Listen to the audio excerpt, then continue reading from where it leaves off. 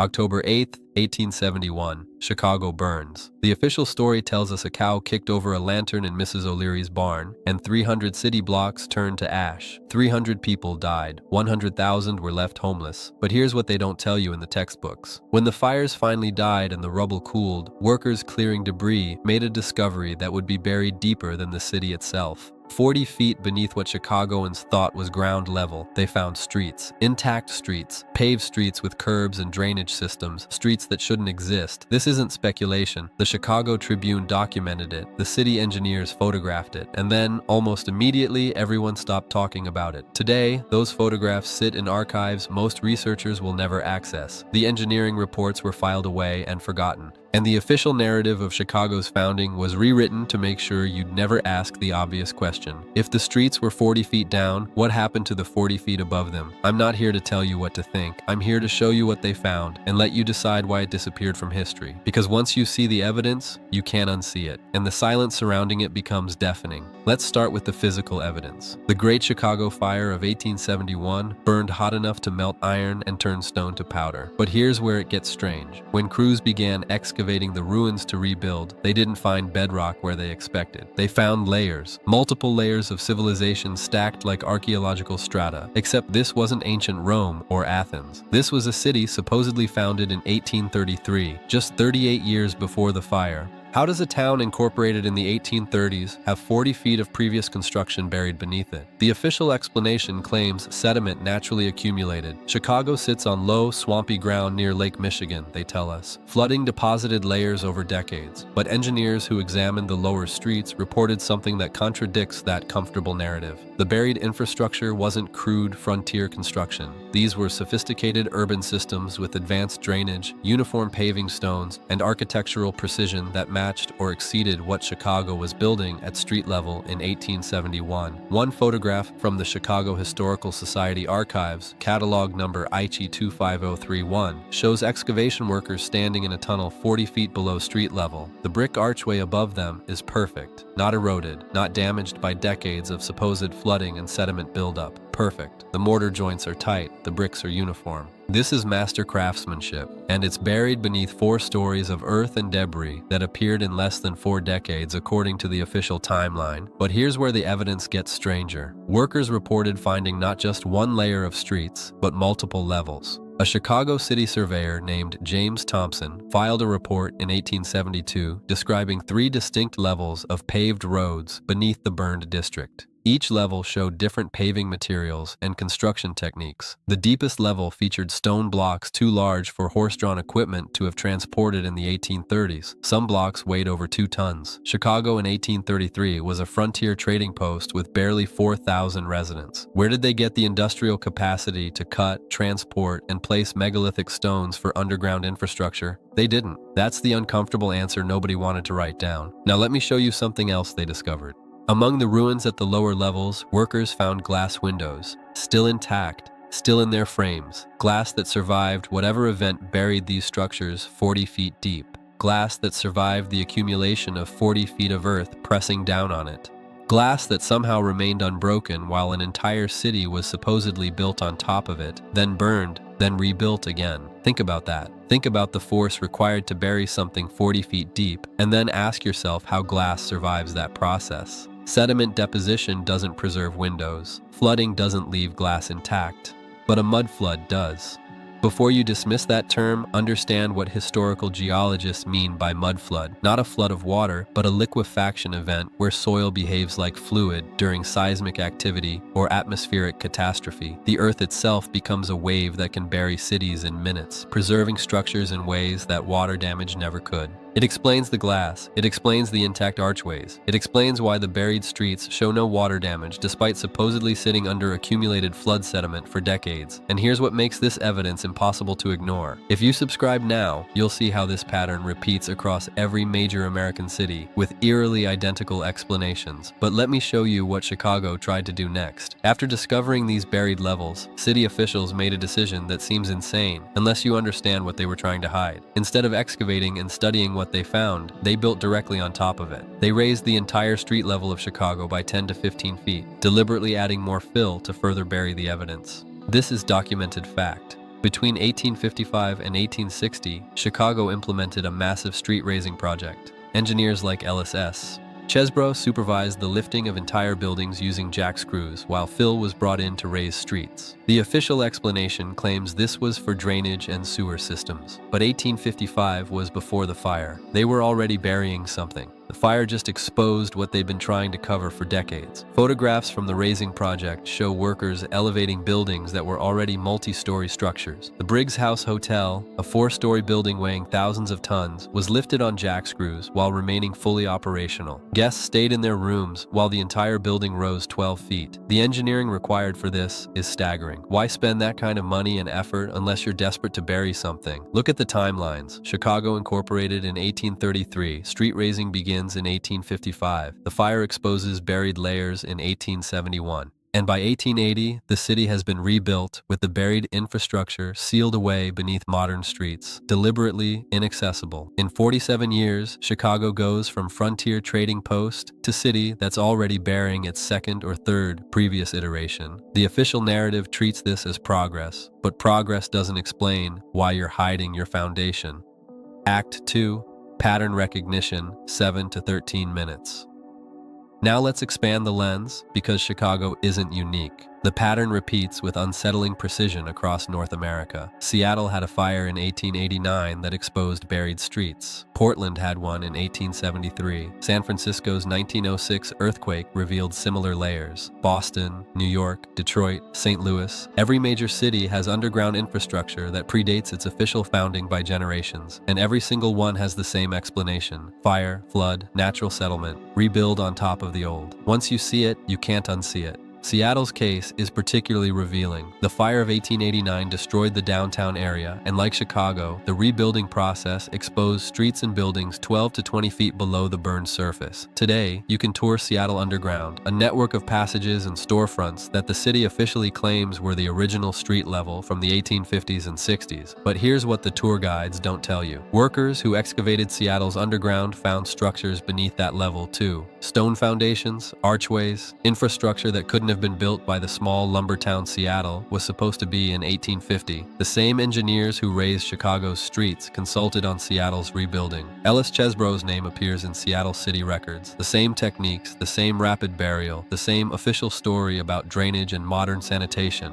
But if you're just trying to improve sewers, why are you sealing away the previous construction so thoroughly that accessing it becomes illegal? Because by the 1890s, entering the buried levels of American cities was increasingly prohibited. City ordinances in Chicago, Seattle, Portland, and San Francisco all made it unlawful to access subsurface structures without permits that were almost never granted. The official reason was safety concerns about unstable foundations, but photographs from the period show those foundations weren't unstable. They were architecturally superior to what was being built above them. Let me show you the photographic evidence they couldn't erase. The Library of Congress holds a collection of post-fire photographs from multiple American cities. Image LCUSZ62-112346 shows Chicago excavation in 1872 with visible brick archways and paved streets 40 feet down. Image LCDIGDET-4A17063 shows Detroit construction in 1876 with similar buried infrastructure exposed. Image LCUSZ62-88967 shows workers in Portland standing in a tunnel system they claim to have just discovered during foundation work in 1874. The architecture in all three cities is nearly identical. Same brick patterns, same arch dimensions, same construction quality, as if they were all built by the same civilization at the same time, then buried simultaneously. But history tells us Detroit was founded in 1701, Chicago in 1833, and Portland in 1851. Different centuries, different builders, different purposes. Yet the buried infrastructure matches. The official timeline fractures under its own weight. Now consider the global pattern. The Great Chicago Fire burned in 1871. That same year, fires destroyed major districts in 7 other American cities, including Peshtigo, Wisconsin, where the deadliest fire in American history killed over 1,500 people on the exact same night as Chicago's fire. The official explanation blames drought and wind. But fires that spontaneously ignite across multiple cities hundreds of miles apart on the same night, that's not weather, that's coordinated destruction or a catastrophic event nobody wants to name. European cities show the same pattern. London's Great Fire of 1666 exposed underground Roman structures that predated Rome's supposed conquest of Britain. Paris renovations in the 1850s uncovered street systems beneath street systems, which they quickly turned into the catacombs and sealed off from public exploration.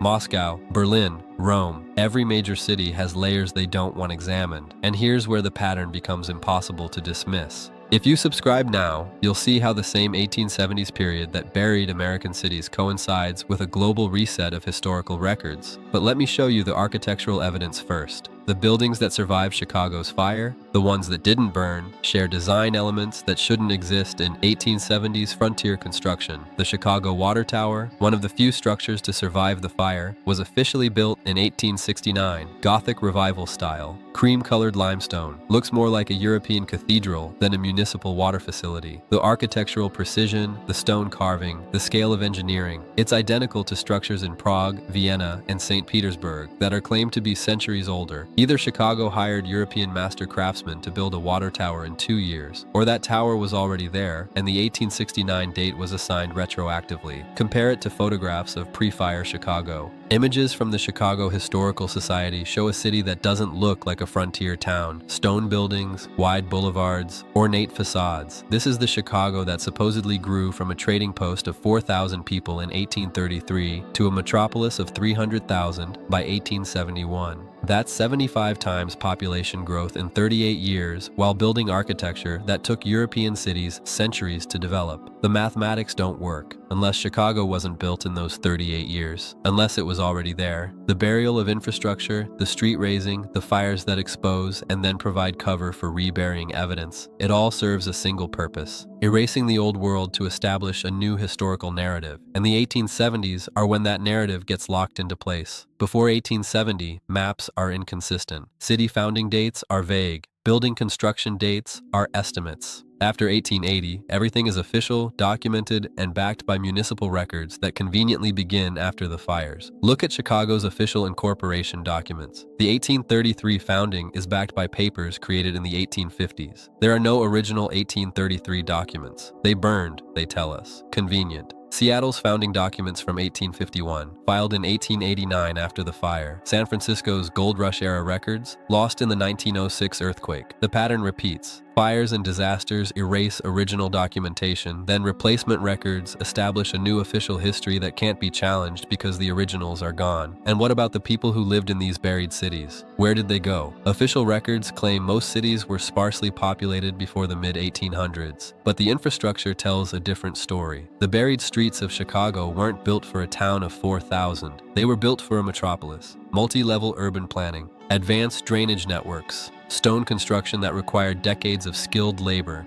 Where are the builders? Where are the inhabitants? History says they didn't exist. The evidence says they were written out. Now let me show you what happened to the people who started asking these questions in the 1870s and 80s. Researchers, city historians, engineers who documented the buried layers, their work was systematically excluded from official histories. One Chicago surveyor, I mentioned him earlier, James Thompson, filed extensive reports on the subsurface discoveries between 1872 and 1875. His reports exist in archives, but they were never published. They never made it into official city histories. When historical societies reference his work, they cite his surveys of Chicago's expansion, his grid layouts, his population estimates. They never cite his subsurface excavation reports. Those are filed under miscellaneous and require special permission to access. Why?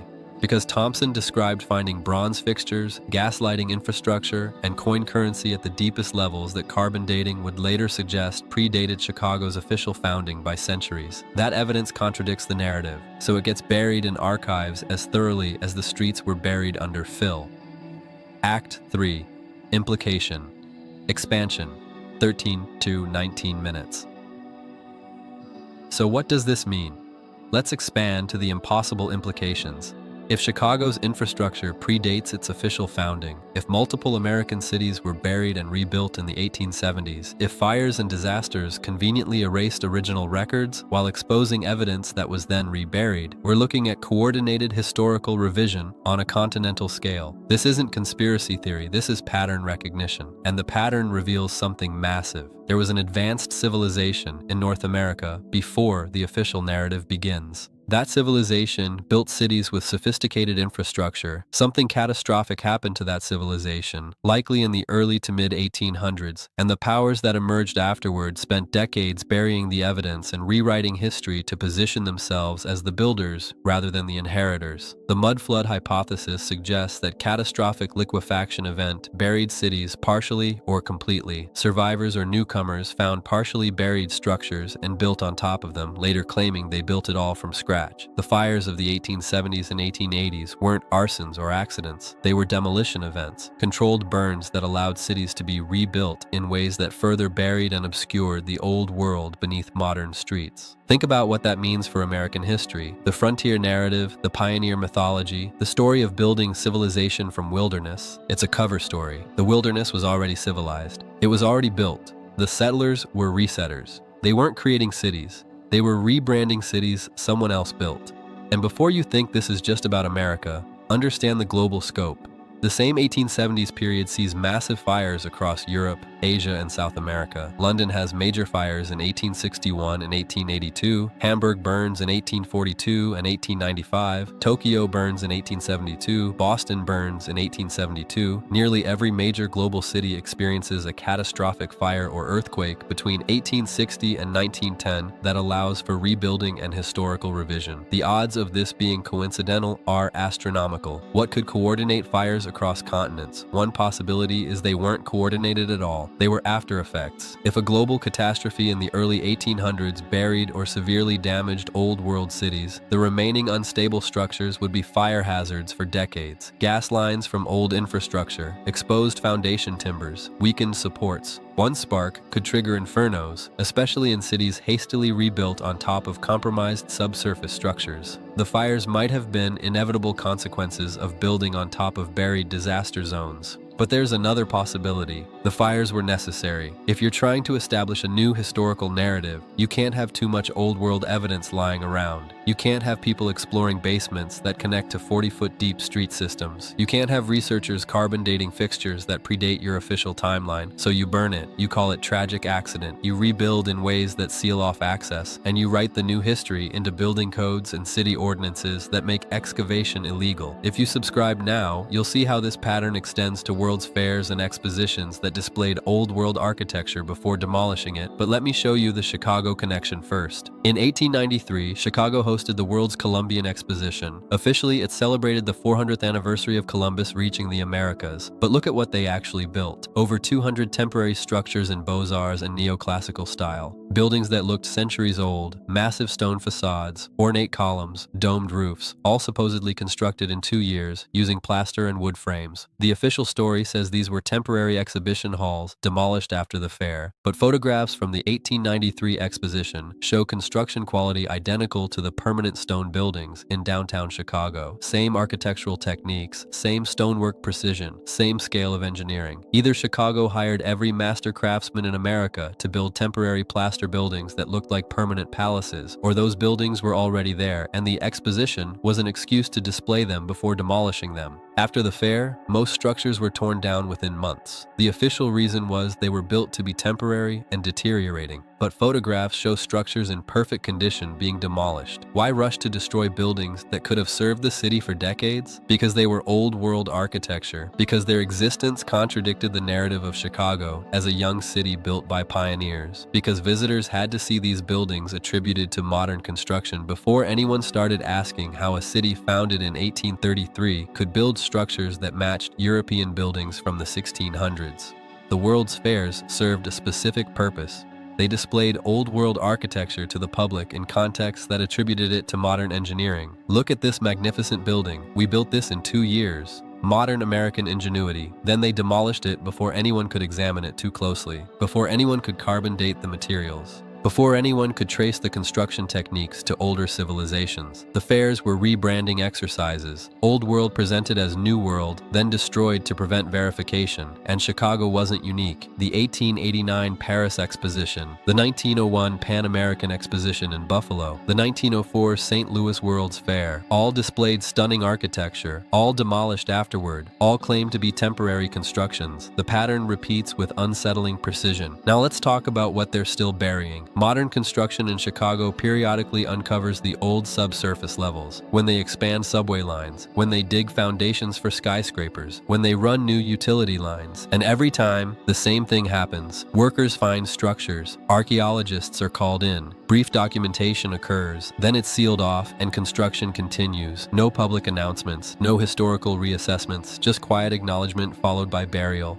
There's a reason for that. Chicago's underground isn't just buried streets. It's evidence of a civilization that contradicts everything we've been taught about American history. And that evidence can't be allowed to reach mainstream consciousness because it would unravel too many official narratives. If America wasn't settled wilderness, if cities weren't built from scratch by pioneers, if there was advanced infrastructure already here, then who built it? Where did they go? And who decided to write them out of existence? These aren't rhetorical questions. They're historical questions with answers that someone decided you shouldn't have. The Chicago mudflood tunnels prove that major American cities have buried layers that predate official timelines. The fires of the 1870s prove there was coordinated or suspiciously simultaneous destruction across continents. The street-raising projects prove that cities deliberately added fill to bury evidence. And the archival suppression proves that researchers who documented this were systematically excluded from official histories. You can verify every claim I've made. The photographs exist, the engineering reports exist, the city ordinances exist. What doesn't exist is public acknowledgement of what it all means, because acknowledging it would require rewriting textbooks, revising national origin stories, admitting that the history we teach is at best incomplete and at worst deliberately falsified. And here's the final implication. If they buried this evidence in Chicago, what did they bury in your city? What's beneath London's streets? What's under Moscow? What's sealed beneath the forbidden zones of Beijing's Forbidden City? Every major global city has stories of underground structures that predate official histories. Every city has ordinances restricting subsurface access. Every city has archives with suppressed research. The global pattern suggests a global cover-up. Not conspiracy in the sense of secret meetings, but conspiracy in the sense of institutional consensus to maintain a false historical narrative. Why? Because the truth would destabilize power structures built on that narrative. National identities are constructed on origin stories. If those origin stories are false, if the pioneers didn't build civilization, but merely rebranded what they found, then claims to land, resources, and historical legitimacy collapse. The people who built these cities, whoever they were, have prior claim. And the current power structures cannot allow that question to be asked, so they bury it, literally and figuratively. 40 feet of fill, layers of concrete, city ordinances, archive restrictions, and a population conditioned not to ask why their city has basements that lead to streets, that lead to tunnels, that lead to infrastructure that shouldn't exist according to the official timeline. But you're asking now.